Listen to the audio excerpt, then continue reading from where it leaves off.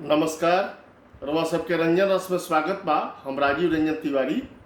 कल ईद ह, बहुत खुशी के पर्व ह, बहुत खुशी के त्यौहार ह। हम मुसलमान भाई लोग के बहुत बहुत मुबारकबाद देतानी। आ साथ में ही कहतानी कि पर्व मनावे के बा, जश्न मनावे के बा, सोशल डिस्टेंसिंग के पालन करते हुए सेफ रहे के बा, खुद सेफ रहे के बा। एमे केहू के कहला सुनने वाली बात नहीं है। एमे खुद के सेफ रखते हुए बढ़िया से अपन जश्न मनावे के बा, खूब खुशी खुशी।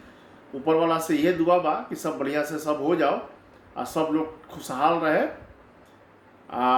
दूसर बात ही कह रहा कि अभी 2-2.5 महीना पहले एगो कांग्रेस के बड़हन नेता रानी ज्योतिरादित्य सिंधिया जी वहाँ के भाजपा में शामिल हो गई। मध्य प्रदेश के नेता ही, वहाँ का बड़हन नेता ही, वहाँ के महाराज कहल जाला। वहाँ के पिताजी माधवराव सिंधिया भी कांग्रेस पार्टी के बड़हन नेता रहनी, अब वहाँ का नहीं थी। जानकारी ही मिलता एने ओने से छन के कि जहिया से यहाँ का भाजपा में गई बनी, तहिया से भाजपा के भीतर कोई बवाल चालू हो गई बा।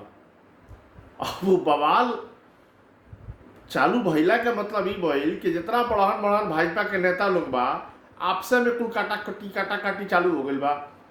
अब केहू यहाँ के पसंद करता, केहू पसंद नहीं करत, केहू खिलाफ बयान देता, केहू पक्ष में बयान देता। अब कुल चालू हो गई मैंने हिसाब किताब। जानकारी ही मिलता कि सिंधिया जी भी मने मने सोचता कि कहाँ फंस गई नहीं हो। हालांकि बड़ा ताम झाम में बड़ा ढोल डगाड़ा बजा के वहाँ का भाजपा में शामिल भईनी। भाजपा के जो बड़हन नेता अरे हमार प्रधानमंत्री जी या गृह मंत्री जी सब लोग यहाँ के स्वागत कई। वही में यहाँ के गई नहीं। यहाँ के ही ना बुझनी जब भाजपा में जाता नहीं तो बहुत अच्छा यहाँ के दिन ना कटी। लेकिन अब देखी अब आगे आगे क्या होता।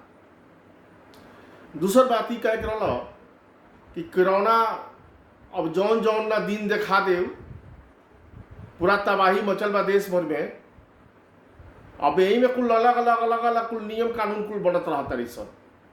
अब वो नियम कानून से केकरा कौन लाभ होई, ई सोचे वाला बात बा। अभी पता चला जे जौन क्वारंटाइन सेंटर कुल गांव देहात शहर में कुल बनल बड़ी सा देश भर में कि भाई देश भर से एने ओने से जो लोग मजदूर लोग प्रवासी मजदूर लोग जो जाता, उन्होंने कोई 14 दिन रखल जाता। अब वो 14 दिन मजदूर लोग के रखल जाता कहीं स्कूल में, कोनो सामुदायिक भवन में। अभी पता चलता कि जे जहाज से जाई ओकरा खातिर अलग नियम रही, उन्होंने को अलग सुविधा दियाई।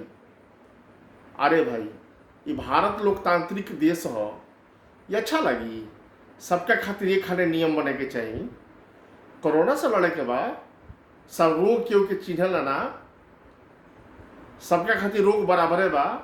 वो केहू के पकड़ ली, कहूँ पकड़ ली, तो इनमें गरीब अमीर देखला के का जरूरत रहा। नियम कानून एक जैसन रही, जहाँ गरीब रही है वो अमीर रही है। लेकिन ना, कहल जाता कि जे धनवान लोग रही, जे रुपया पैसा वाला लोग रही, ओकरा के अलग व्यवस्था कल जाई। आ जे गरीब मजदूर जे पैदल आई कोनो का धक्का खा के, ओकर अलग व्यवस्था कल जाई। सरकार का सोचे के चाहिए कि कौन कौन ये का होई।